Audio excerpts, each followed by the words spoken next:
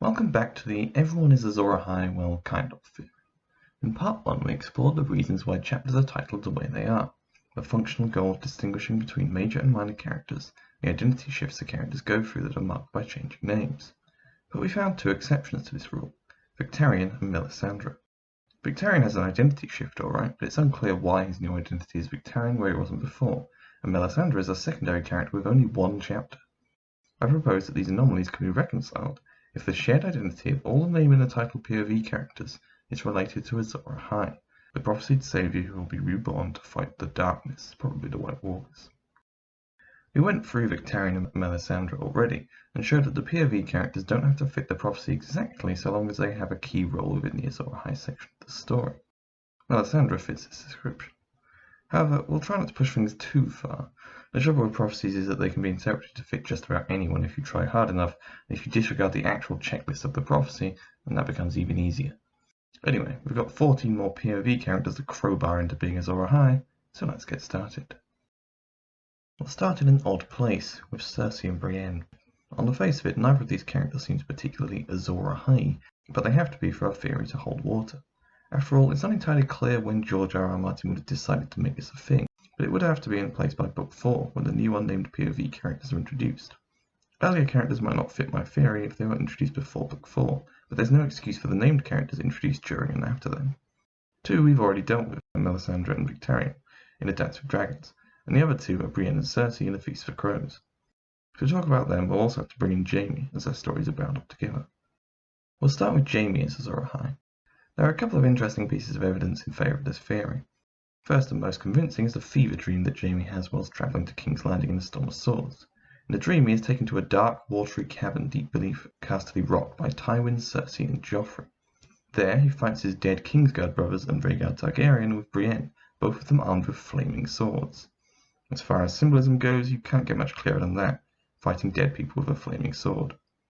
In that dream, Jaime asks for a sword from his family, and Tywin says, "I gave you a sword," and the sword is at Jaime's feet. Brienne's sword magically appears also, after she asks Jaime for a sword. This foreshadows Tywin giving Jaime a Valyrian steel sword he had melted down from Ned Stark's greatsword Ice. Jaime names it Oathkeeper and gives it to Brienne. In Feast, Samwell reads about how the last hero killed others with a blade of dragon steel. Samwell and Jon both think this means Valyrian steel, so any Valyrian steel weapons are candidates for Lightbringer. What about being born amidst salt and smoke? You can wrangle this stipulation any number of ways for pretty much any character as it's so generic. Jaime was born of Casterly Rock, which is on the coast, so there's the salt, and there was probably some kind of smoke around from torches or a fireplace. Or you could see Jaime's elevation to the Kingsguard or the loss of his hand as symbolic rebirths, and find some kind of salt and smoke there, like the fire that was used to cauterize his stump, or how salty Tywin was that Aerys had taken away his heir. Overall, I think the salt and smoke part of the prophecy is more of a comment on how prophecies can be twisted to suit anything, rather than the actual requirement. It is a bit unconnected from the Azor Ahai myth after all, especially the salt part. As such, although I'll mention it for later characters, it won't be a key part of the theory, unless I think there's something really worth talking about. The bleeding star is a little more specific, and again Jaime doesn't really fit the bill. We know that the red comet, which is named the Bleeding Star by the Dothraki and is interpreted by Melisandre and the Red Priest as a sign from below, is gone sometime in the Storm of Swords. As everyone stops talking about it, Melisandre says, "The Bleeding Star has come and gone" in Davos 3. This is a couple of chapters after Jaime's symbolic rebirth after losing his hand, so it could be that the comet is still in the sky when this happens.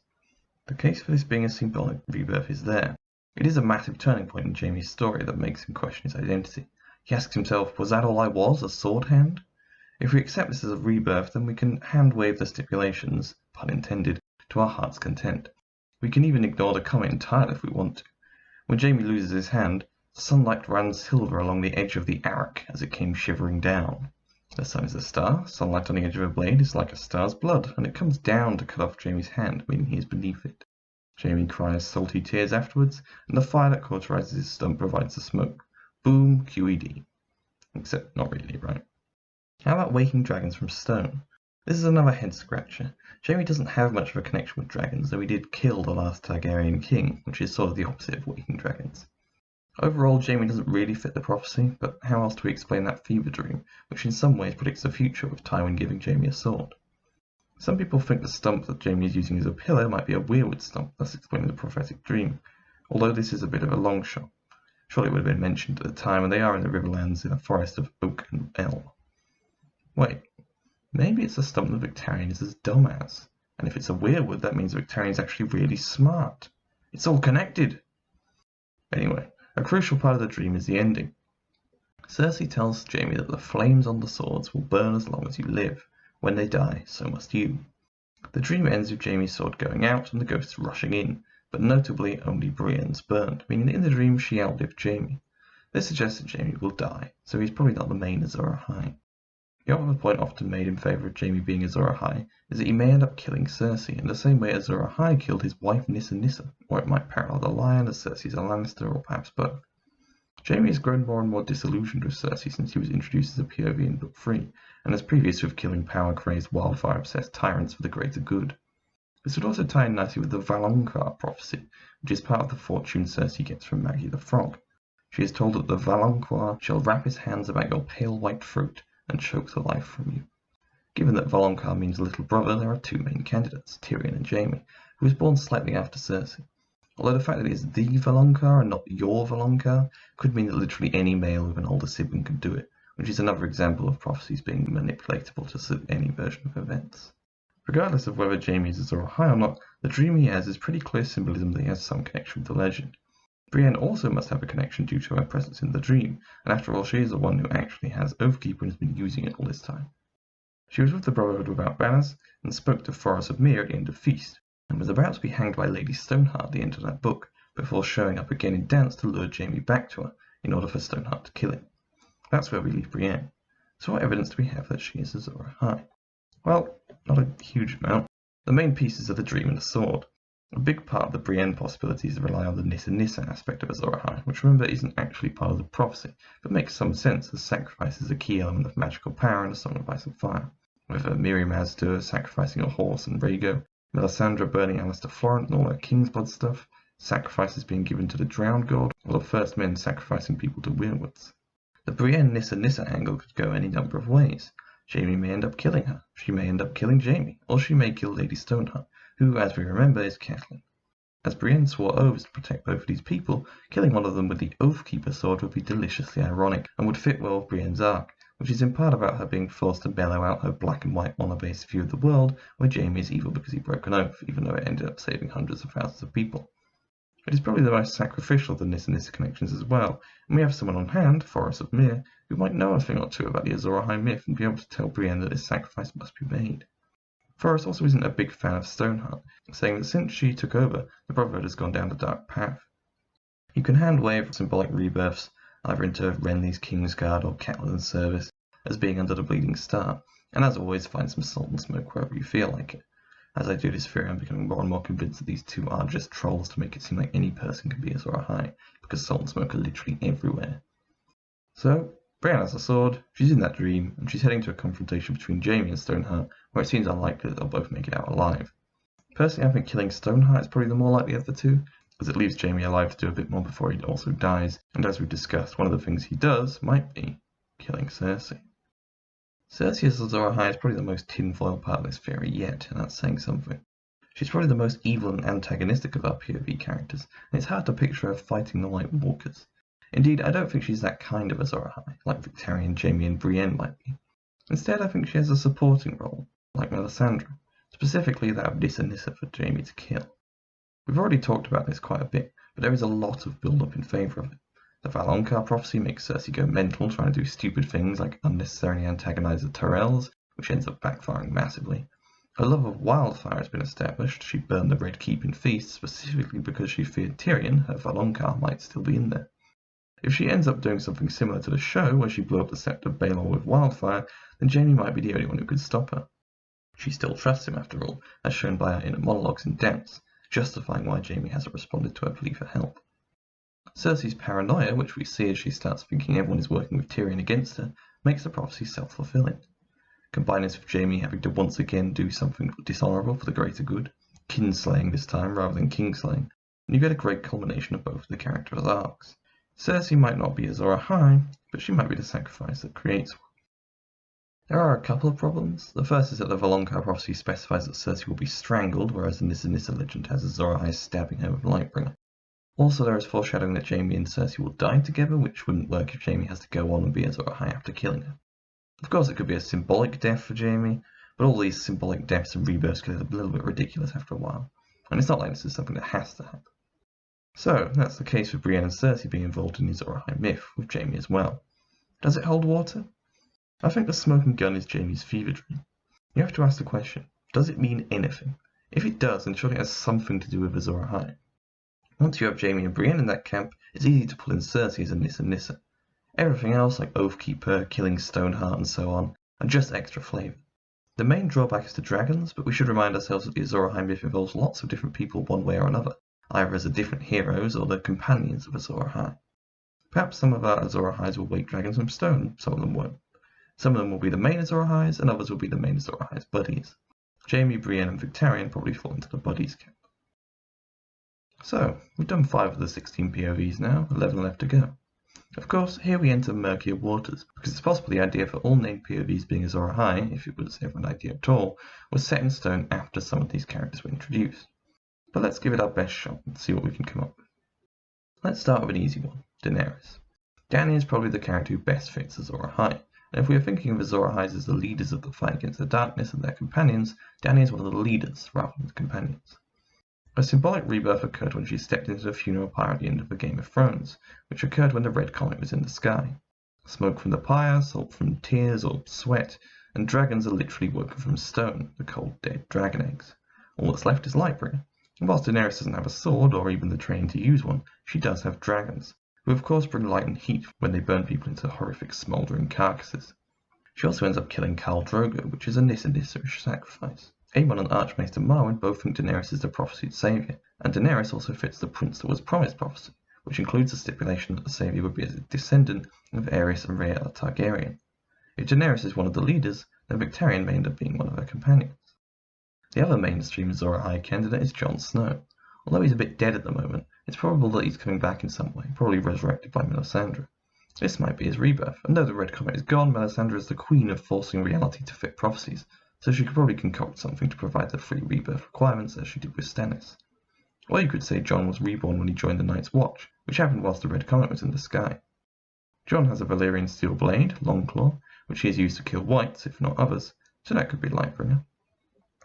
Waking dragons from stone is a bit harder to wrap your head around, but Jon does have a connection with dragons via his secret Targaryen parentage. Jon Snow is probably the son of Rhaegar Targaryen and Lyanna Stark, this was canon in the TV show, and therefore maybe one of the 3 heads of the dragon that Daenerys keeps banging on about. The 3 heads of the dragon, by the way, seem to indicate that Daenerys won't be Azor Ahai by herself, she'll need companions, just as the original Azor Ahai did. However, Jon could go down another path. He may fulfill the last hero myth more than Azor Ahai, and journey beyond the wall with his own set of Azor Ahai wannabes. The biggest piece of evidence in favour of Jon, however, is what is revealed in Melisandre's POV chapter. She looks into her flames and asks R'hllor for a vision of Azor Ahai, hoping to see Stannis. Instead, she gets a lot of weird visions, including Jon Snow. Melisandre even thinks to herself, I pray for a glimpse of Azor Ahai and R'hllor shows me only snow. That's snow with a capital S. See what I meant last episode about POV characters who know too much, give too much away? Pretty clear there, you'd think. Of course, Melisandre sees a lot of other stuff. The Night's Watchman killed by the Weeper, towers crashing into the sea that might be Old Town being attacked by Euron, and more. We can't be sure then that this vision actually means Jon is Azor Ahai, but it's pretty strong evidence. As a Targaryen grandson of Aerys II, Jon Snow could also fulfill the Prince that was promised myth, and as such is probably the best place to be the Azor Ahai who matches the most saviours. He could be Azor Ahai, the last hero, and the Prince that was promised. Even Daenerys could probably only be 2, unless you count the Dothraki prophecy of the stallion that mounts the world. Jon and Daenerys are pretty uncontroversial candidates for Azor Ahai. Unfortunately, we've still got 9 POVs to discuss, and each of them will require some pretty strong and convincing evidence. Let's start with someone who will initially seem like a long shot, but hopefully I can convince you otherwise. Bran. Of all our POVs, Bran is the character most closely connected with the fight against the others. He's been recruited by Bloodraven over the course of 5 books, but to what end? One assumption we could make is that Bloodraven is grooming Bran to defeat the others, whether directly or indirectly. Bran obviously isn't going to be doing much fighting, but he can play a major role somehow. It's unclear what useful powers he might gain from Bloodraven's tutelage. The ability to control vast numbers of animals perhaps, like Cold Hand seems to be able to do. But maybe we've already seen him use his powers in significant ways. Bran is able to communicate with people across time and space. He sends Jon a vision in Clash of Kings, where Jon sees a weirwood with Bran's face and 3 eyes that tells him to open his eyes and enables him to walk Ghost. This is a bit odd, as Bran is at this point not even able to walk into Summer at will, an ability he gains at the start of Storm, so how has he already got dream influencing powers? This suggests there might be some time travel shenanigans going on. In Dance, we see Bran interact with Ned Stark in the past, and of course in the show he goes back in time to possess Hodor, which was apparently something Gurn was consulted on. It's also Bran who triggers Theon's identity crisis by saying his name, as I pointed out way back in the start of Part 1. The weirwood says Bran, and then, for one strange moment, it seems as if it were Bran's face carved into the pale trunk of the weirwood, staring down at him with eyes red and wise and sad. Finally, if you accept the claim that Jaime's vision comes because he's resting on a weirwood stump, after all he never has any other visions, it's possible it was sent by Bran. All of this shows that Bran's role might be in manipulating other people through visions and dreams, much as he was manipulated by Bloodraven and or the Three-Eyed Crow. This would tie in quite nicely with Sansa, who seems to be on a similar path from the pawn to the player, only her arena is political where Bran's is mystical. You could even throw Arya in here, who goes from being constantly hunted to being a hunter with the Faceless Man. That's not to say Arya and Sansa are Azor Ahai, just that there are some thematic similarities. There's more thematic hay to be made from Bran being Azor Ahai, as a lot of this story is about his disability, how it made it impossible for him to be the knight he wanted to be, and his attempt to deal with that. In Clash, he is the Prince of Winterfell, and hopes to be just, even if he can't be a warrior. His quest to Bloodraven's cave is motivated by the hope that he will get his legs back, but Bloodraven tells him, "You will never walk again, Bran, but you will fly." Bran's story is thus in part about struggling to come to terms with a life-changing disability, but eventually finding some other path in life he can pursue. This parallels Jaime, who is now useless as a warrior, but likes the idea of being Golden Hand the Just. Theon, whose torture at the hands of Ramsay psychologically destroyed him, but he has, it seems, started to recover mentally. And Willis Tyrell, who we hear was crippled young, but has gone on to live a fulfilling life, enjoying reading, hawking, writing letters to Oberyn Martell, and has even gained the respect of his grandmother Olenna. Bran being an Azor Ahai thus makes sense in the thematic trend of characters being forced to redefine themselves as a result of an injury, but still finding meaningful purpose in life. Jaime's vision, and possibly Theon's conversation with a tree, would also come from a future Bran, and as both of them were responsible for Bran's suffering and parallel his arc, would again tie in thematically. Bran being the puppet master who orchestrates the Azor Ahai squad to team up is structurally appealing, because it's hard to imagine how all these conflicting story threads are going to weave together without some omniscient tree god actively nudging people along. It's certainly an easy out to undo any Myronese knots that are giving Gurm headaches. But I've been leaving my best piece of evidence till last. Remember how I was talking about Melisandre's visions? She doesn't just see Jon Snow when she asks for a vision of Azor Ahai. She also sees a wooden face, corpse white. Was this the enemy? 1,000 red eyes floated in the rising flames. He sees me. Beside him, a boy with a wolf's face threw back his head and howled. This would seem to be Bloodraven, who has 1,000 eyes in one, and Bran. We've talked about how Melisandre is a character who knows too much, so it makes sense that she thinks Bran and Bloodraven are the enemy, agents of the Great Other, as a misdirect, so their true allegiance isn't obvious. But she did see them when searching for a vision of Azor Ahai. Bran doesn't really fit the prophecy, though. He has a kind of rebirth after basically coming back from the dead at the start of Thrones. Catelyn's tears could be the salt, and the burning Winterfell library could be the smoke. The bleeding Stark could refer to a later point of rebirth along Bran's journey, perhaps when he opens his third eye. Lightbringer could be someone or something he skin changes, and he could even skin change a dragon if it comes down to it, but that's all just speculation. It makes much more sense for him to take a supporting role like Melisandre and Cersei, meaning he doesn't necessarily need to fit the prophecy exactly. Bran won't be the hero being sung about, instead he'll be the organizer, the manager, working behind the scenes. You know what they say, behind every great man is a great crippled 9-year-old tree wizard. Next up on our list is Tyrion. It will likely be another supporting role, perhaps one of Daenerys' companions, but I'm getting ahead of myself. What's the evidence we have? Tyrion is not exactly a pious man, and his opinions on R'hllor are not flattering. When thinking about their prayers on the Selesori Quran, he substitutes the words for blah blah blah, and thinks of Moqorro and his Nightfires as mummery. Yet when Tyrion asks Moqorro what he sees in the flames, he replies, "Dragons. Dragons old and young, true and false, bright and dark, and you, a small man with a big shadow, snarling in the midst of it all." There's a lot to unpack here. Daenerys might be the true, bright, young dragon, young Griff the dark, false, young dragon. The old one could be Aemon, who is admittedly dead, and Jon could be another young, true, and dark, as in dark-haired. Although Tyrion is masquerading as Hugor Hill, the snarling implies Moqorro knows who Tyrion is, a Lannister lion. The small man with a big shadow is something of a callback to the end of the very first Jon chapter in Thrones, which has Tyrion's shadow cast clear across the yard, and for a moment Tyrion Lannister stood tall as a king. Back in Clash, Davos muses that shadows are things of darkness, but Melisandre tells him that actually they're works of law, as without light there can be no shadow. Macquarie's vision tells us that Tyrion is going to have a role with Daenerys, and possibly Jon as well, on top of the influence he's already had on young Griff. It's not a direct connection to Azor Ahai, but something is certainly going on. What other connections can we draw? Tyrion certainly knows a lot about dragons. His fascination with them is introduced in Thrones when he's travelling to the Wall with Jon, and we get a lot of it in Dance. His knowledge of dragons is apparently so valuable that Jon Connington has him write it down for young Griff. This information could make Tyrion a valuable advisor to Daenerys, and put him in a unique position to be one of the heads of the dragon. True, he may not have Targaryen blood, and no, by the way, I don't think he's a Targaryen, even though it would make this area quite a bit easier. But how many Targaryens are actually in the world at the moment? Only 2, and that's counting Jon, who's not a confirmed Targaryen and dead. Daenerys is going to have to branch out with her recruitment policy. If Tyrion does indeed end up riding a dragon, well, that's his Lightbringer right there, same as Daenerys' dragons. Waking dragons from stone could reference him bringing out the dragons which have taken residence in some of the Mirides pyramids after Quentyn let them loose. Moreover, Tyrion is another thematically interesting Azor Ahai, another unlikely hero. Even when he does things to defend King's Landing in Clash, he's hated by the people, whilst the Tyrells, who caused famine in the city by shutting down food supplies, are loved. Joffrey's bad actions are blamed on his scheming uncle. Tyrion is instantly blamed for Joffrey's death and was accused of sending an assassin to murder Bran. Not only that, Tyrion is not just misunderstood, he kills Shae and Simon Silvertongue for entirely selfish reasons, and neither of them deserved it.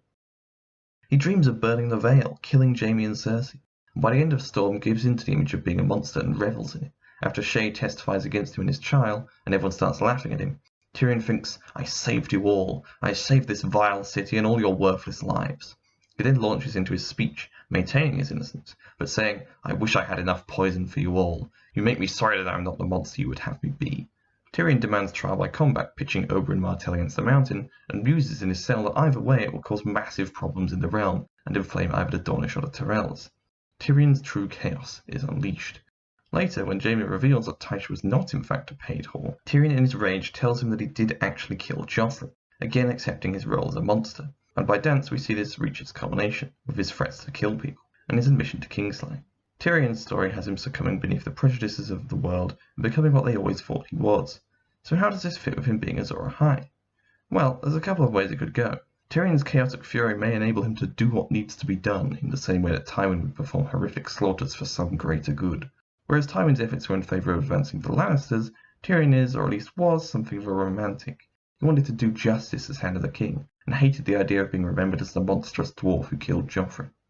He may now have given up all hope of being a good person, but if he is given the option of redeeming himself, possibly by doing something drastic like burning King's Landing to the ground so Daenerys can focus on defeating the White Walkers, he may end up doing so. Alternatively, he could end up being the snarling lion Macquarie sees who needs to be put down, perhaps by Jaime, reflecting part of the Azor Ahai prophecy. Tyrion's claim to be Azor Ahai is an interesting one. His connection to dragons makes the prophecy look good, and he's likely going to team up with Daenerys somehow. As we discussed, traditional heroes like Robb and Ned tend to fail and die in Gurn's books, while the task of saving the world is left to the Night's Watch, a gang of low-born rapists, murderers and thieves. It would make sense for Tyrion to be Azor Ahai. As a monstrous dwarf, he fits in with the cripples, zombies, freaks, incestuous tyrants, impossible tyrants, and idiots we've got on the roster so far. The only one who's a more traditional fantasy character is Melisandre the Red Witch, but even then she misinterprets her visions and burns people alive. This is probably my favourite way of connecting the Azor Ahai characters. They're all flawed or unlikely heroes. One of the better kings in Westerosi history is called Aegon the Unlikely for a law's sake. This is clearly a trend. But what about the salt and smoke? I hear you whining in that annoying voice of yours. Well, to talk about that, I'll have to move on to our next Azor Ahai, Davos. But this has gone on for long enough, so that's the story best left for part 3.